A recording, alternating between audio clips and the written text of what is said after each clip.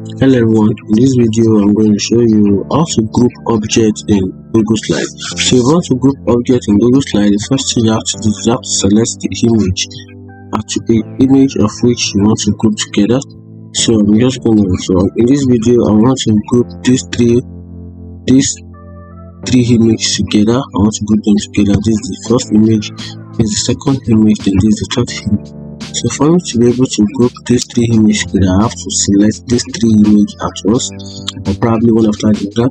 So I'm just going to tap on the first image, then I'm going to click on the shift click on my keyboard, and it just going to hold on to it. I'll press it down, then select the other image, then select the other object. So we go to, after that, then we're going to click on it, then I'm going to click on